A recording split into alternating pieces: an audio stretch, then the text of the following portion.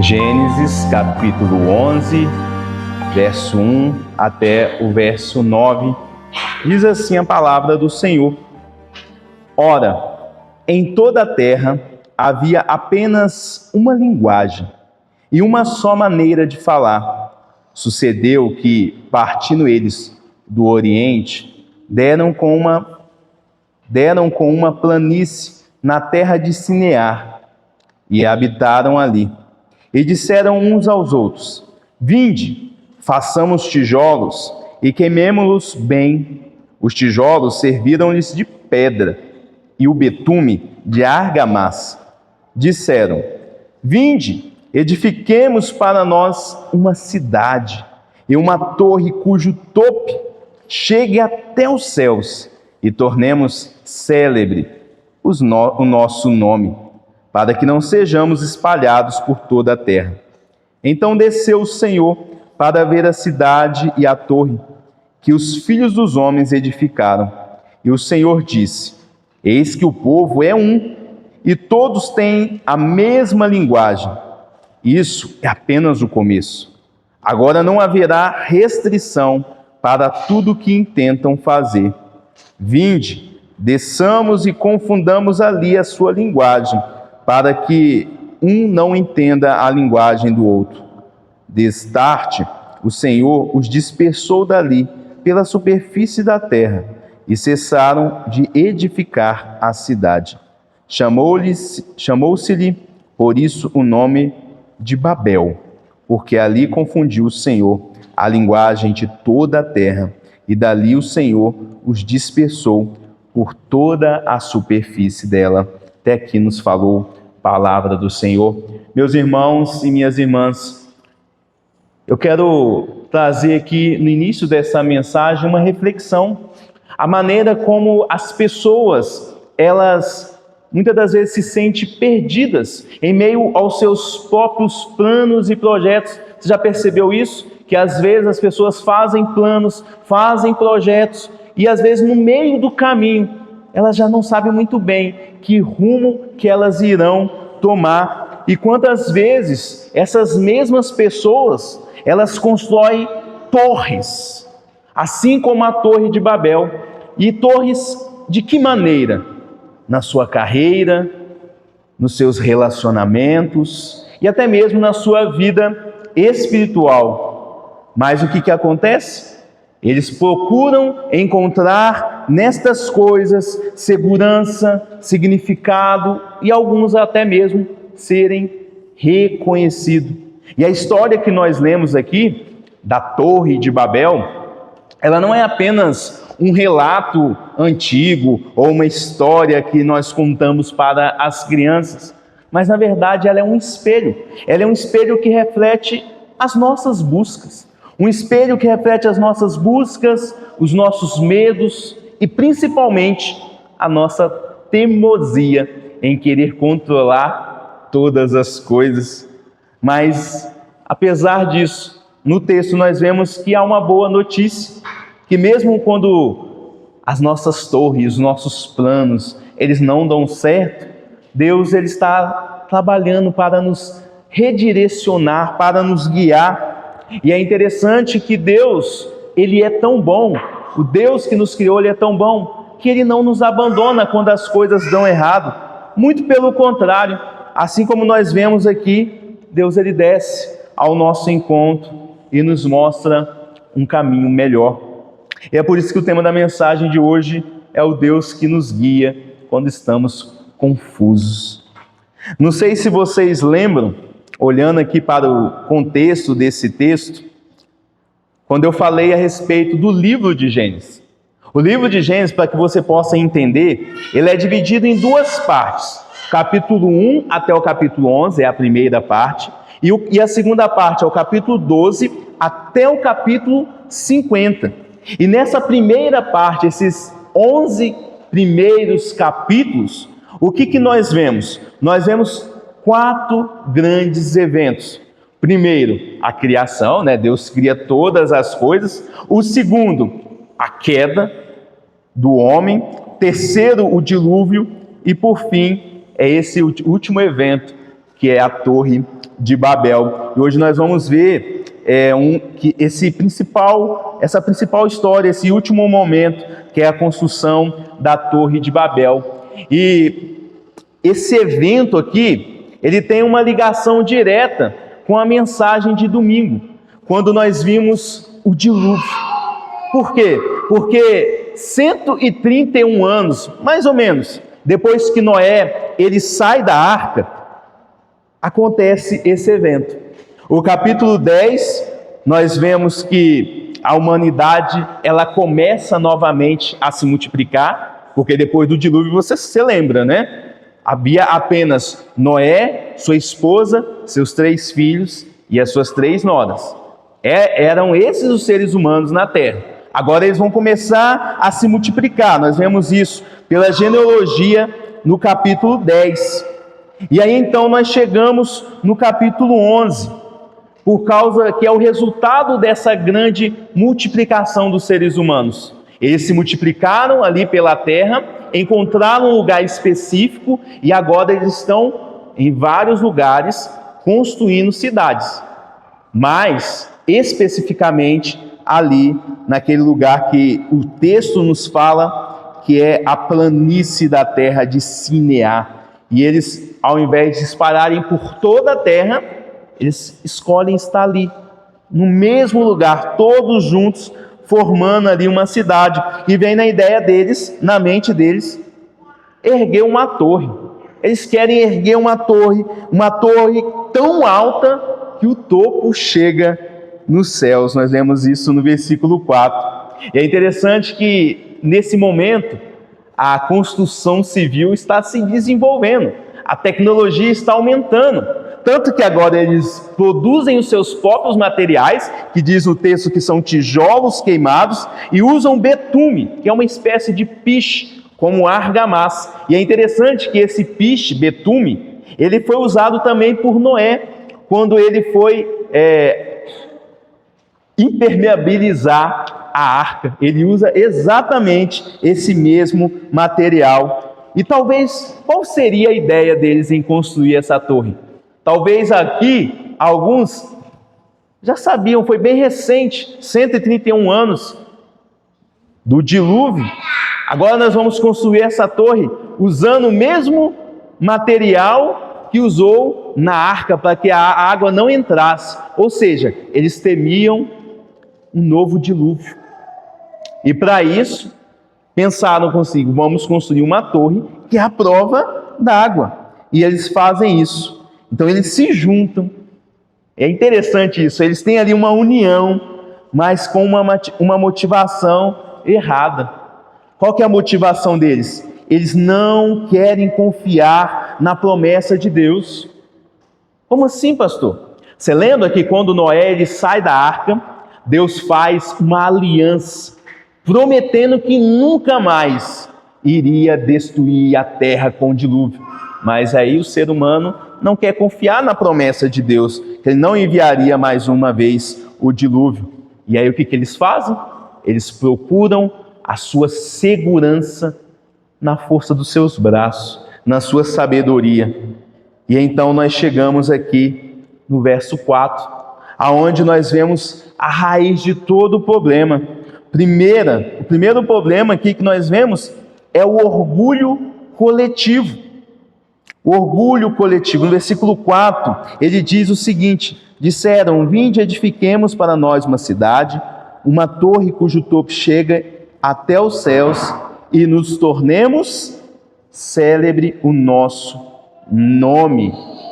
Eles aqui demonstraram uma grande ambição. Eles queriam que os seus nomes, que o seu nome ficasse famoso por causa da construção daquela torre. Por trás dessa frase há um sentimento de querer ser imortal. Eles não queriam que o seu nome se perdesse durante o tempo. Mas o pior disso tudo é que eles estão ali ignorando Deus. Eles estão ali desejando, com essa frase, com essa afirmação, mostrando que o seu coração, eles mesmos, são donos do seu próprio destino. Estão se esquecendo que existe um Criador que deu uma segunda chance para a humanidade. E agora a humanidade, em vez de seguir os caminhos do Senhor, eles estão seguindo seu próprio destino.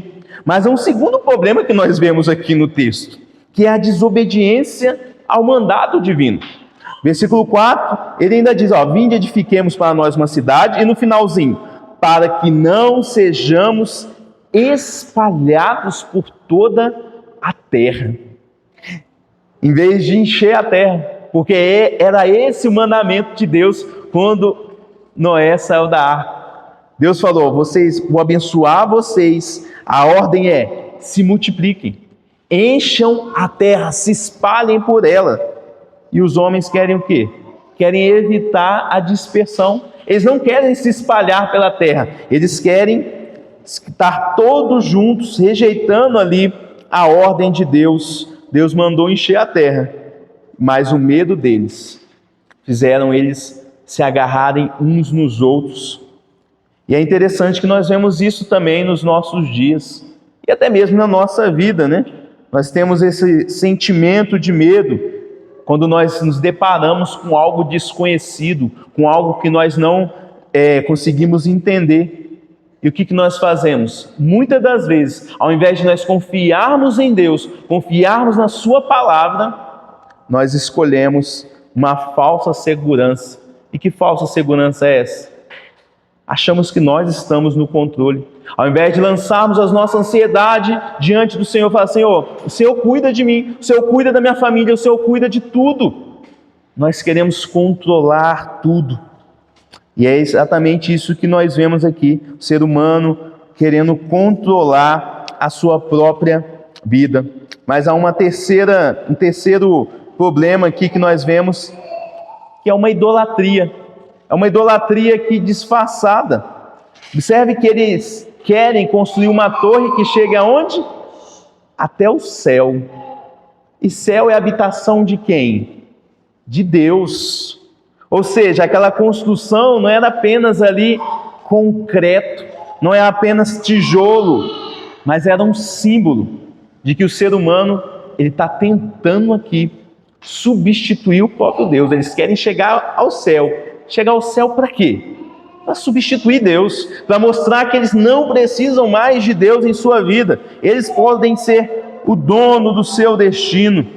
E como disse anteriormente, o local da construção dessa torre é um local onde vai se tornar uma grande cidade, chamada Cidade da Babilônia. Esse vai ser o nome que nós vemos que na Bíblia, que ela é uma cidade onde as pessoas são marcadas pela busca pelo prazer desenfreado, pela busca dos pecados e também superstições, que é o que nós vemos aqui. Como assim? Vocês acham que construir uma torre vocês vão conseguir chegar até o céu? É essa a segurança, né? A falsa segurança deles. Mas aqui é Babilônia, ela vai ser uma cidade tão terrível que os pecados delas vão se acumular de tamanha maneira que vão chegar até nos céus, como diz lá em Apocalipse 18, no versículo 5. E meus irmãos e minhas irmãs, infelizmente, hoje, nos dias de hoje, nós vivemos também uma espécie de Babel, porém moderna. Nós vemos que a rebelião do ser humano, ela continua. Porém, ela se modernizou, ela foi atualizada. E a essência dessa rebelião humana continua a mesma. A tecnologia, a modernidade que nós vemos, nos deu esse aparelho aqui, a gente chama de celular, smartphone. Mas, apesar de esse aparelho nos aproximar e facilitar a nossa comunhão, a nossa comunicação, esse aparelho também está trazendo o quê? Solidão para as pessoas. Nós vemos que o celular, ao invés de unir as pessoas que estão longe, ou até mesmo as que estão perto, para poderem se comunicar melhor, na verdade tem isolado as pessoas umas das outras. Nós vemos isso nos jovens, nos adultos, nos velhos, até mesmo crianças. Ao invés de estarem brincando e sendo criança, elas estão com o seu celular na mão. Nós temos também as redes sociais. Olha só o nome. A ideia era boa. Redes sociais, um local onde nós podemos ter uma comunicação, um relacionamento, uma conexão. Mas hoje, quando nós entramos nas redes sociais, elas perderam o seu propósito. Elas não nos aproximam mais. O que nós vemos nas redes sociais? Elas se tornaram um palco. As pessoas estão ali nas redes sociais querendo e buscando ser famosas, buscando ali uma aprovação das pessoas, ao invés de buscarem a aprovação de Deus. E o resultado disso tudo, sabe o que acontece? As crises existenciais. Hoje, se você perguntar talvez para um adolescente, até mesmo para adulto, perguntar qual que é o seu propósito na Terra? Por que você vive? As pessoas não vão saber. Os adolescentes não sabem. Bom, não sei, eu vivo um dia após o outro. Não sabem por que eles vivem. E alguns perdem tanto esse propósito que ficam se perguntando: por quê? Por que eu estou aqui? Isso é a vida que nós vivemos, é o mundo onde que nós vivemos, uma Babel moderna. Mas voltando aqui ao texto, a partir do versículo 5, nós vemos a intervenção de Deus. Apesar de estar aquele caos, apesar de eles estarem se reunindo em rebeldia, em idolatria contra o Senhor, nós vemos que Deus ele interfere na história com 3 atos graciosos. Primeiro ato, Deus ele desce ao encontro do homem. Versículo 5, então desceu o Senhor para ver a cidade e a torre que os filhos dos homens edificavam. Imagine essa cena. Alguns estudiosos dizem que nesse momento Deus ele desce na pessoa de Jesus Cristo encarnado. A ideia aqui da linguagem é que Deus desceu e foi na cidade. Ele foi lá ver o que os seres humanos estavam construindo. Agora imagine, o Deus do universo, ele está ali se inclinando, tentando ver aquela torre que lá de cima é minúsculo. Para os homens é gigantesca, mas para Deus é algo insignificante. E aí precisou que Deus descesse. A ideia deles era: vamos construir o topo, vai chegar no céu. E Deus falou: não vai, eu vou precisar descer. E aí Deus vem ao encontro como um ato de amor. Deus poderia simplesmente mandar um anjo, Deus poderia mandar um arcanjo, ou simplesmente decretar uma palavra e tudo aquilo iria se acabar. Mas Deus não fez isso. Como Deus ele é bom, ele é gracioso, ele vai e desce até os homens. E ele tem então o segundo ato gracioso. Ele restringe o mal. No versículo 6, Deus diz que não haveria restrição para tudo que intentam fazer. Deus está mostrando aqui o potencial do ser humano caído, mostrando que é perigoso. E Deus então ele tem aqui que intervir, para quê? Para que não haja um novo juízo semelhante ao dilúvio que Deus acabou de executar, e agora parece que os seres humanos não entenderam, então Deus tem que intervir. Isso é um ato de misericórdia. Então nós vemos o terceiro ato gracioso de Deus. Deus ele espalha os seres humanos pela terra. Deus ele confunde, nós vemos isso no versículo 7 e versículo 8, Deus vai confundir as línguas. É por isso que hoje nós temos tantos idiomas diferentes, e à primeira vista nós olhamos isso e falamos: isso é um castigo de Deus. Deus está castigando os seres humanos, mas na verdade não, é graça.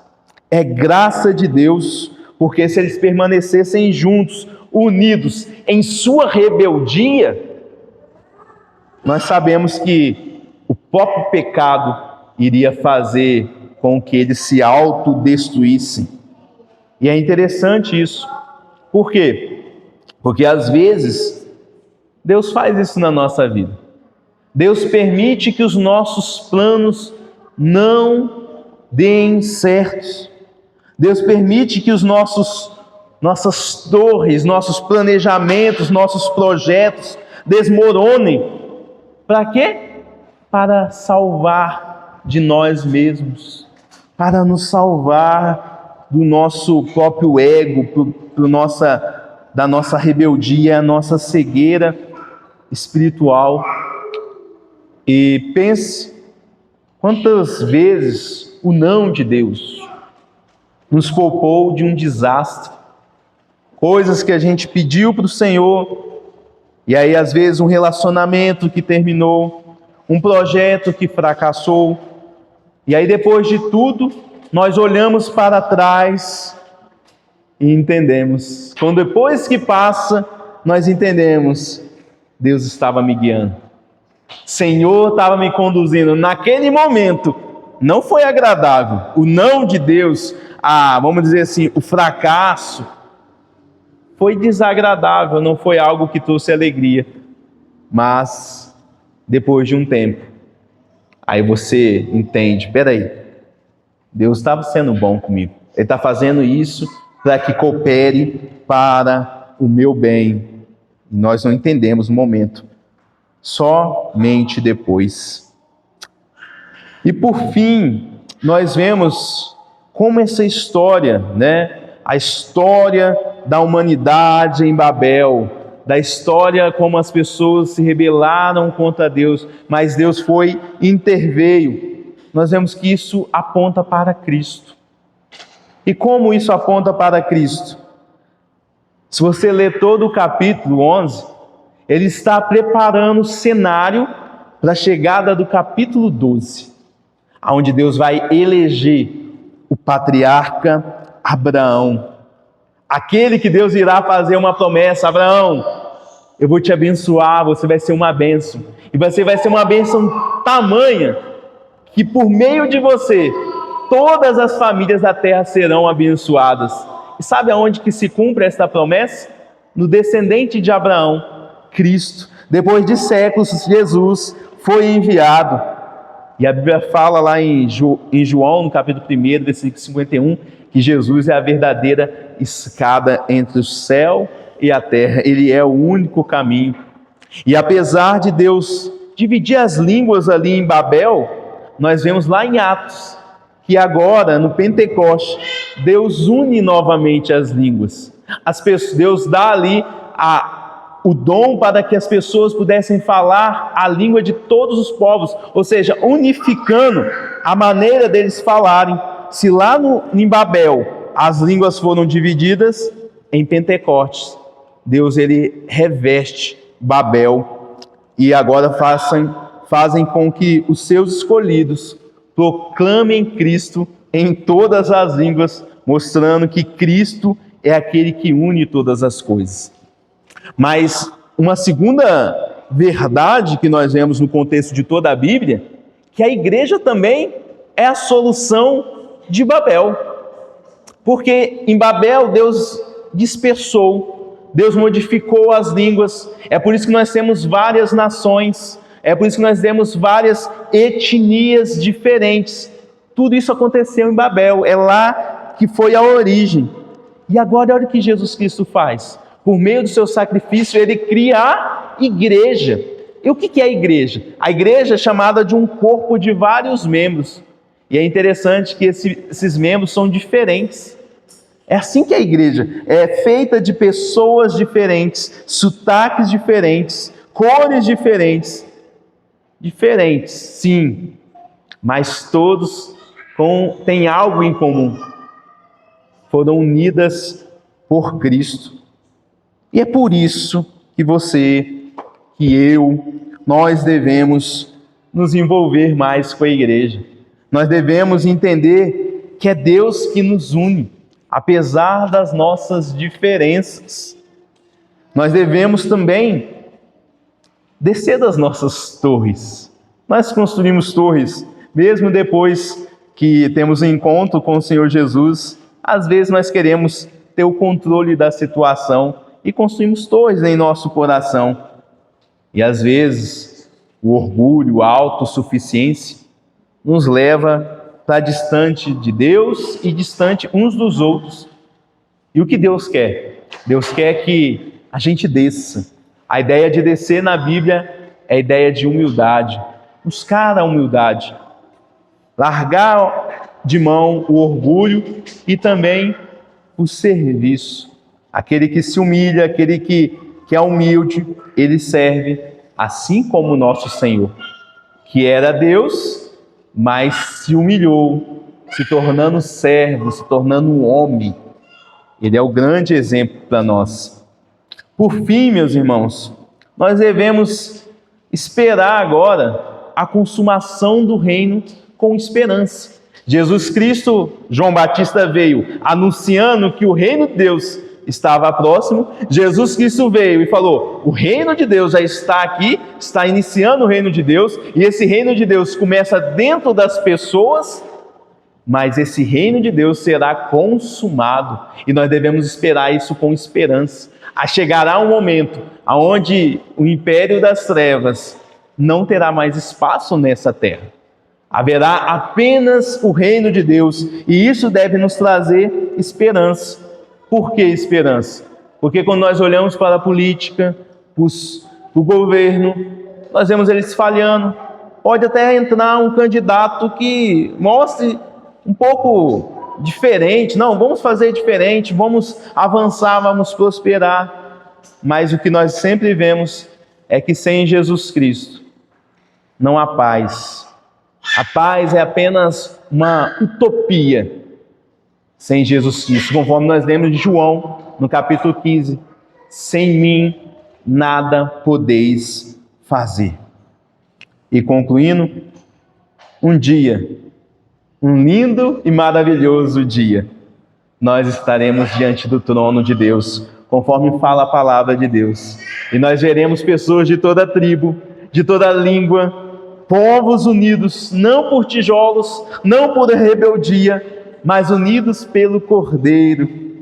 E até lá, Deus, meus irmãos, não vai nos deixar vagar sem rumo.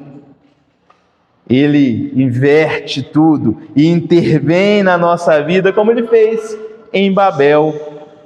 Aquele que começou a boa obra irá terminar até o dia do Senhor Jesus Cristo, até a sua volta. Deus está construindo. Na verdade, Deus já construiu uma grande cidade, uma Jerusalém celestial, aonde nós vamos adorar o Senhor. E essa adoração será central em sua pessoa. Que Deus nos abençoe. Vamos orar, vamos